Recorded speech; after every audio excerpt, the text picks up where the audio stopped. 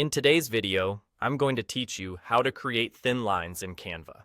Thin lines are perfect for subtle dividers, minimalist accents, or clean underlines.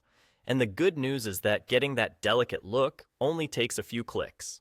Start by opening your Canva design. This can be an existing project or a fresh canvas. Just make sure you're in the editor view where you can see your canvas in the center and the main controls around it. Once you're inside your design, look to the left side of the screen. You'll see the panel where your tools live. From here, click the line icon, then choose the straight line.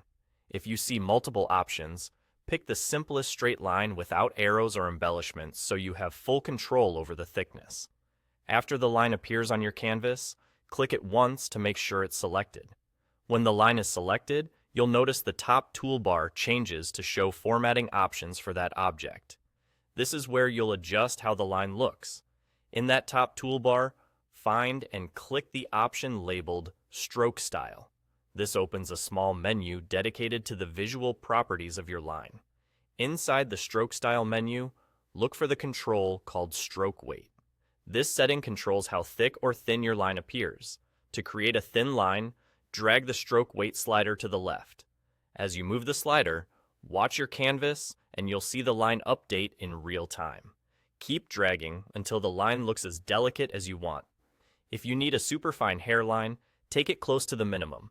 If you want something that's thin but still noticeable, stop a little higher. There's no single perfect number here.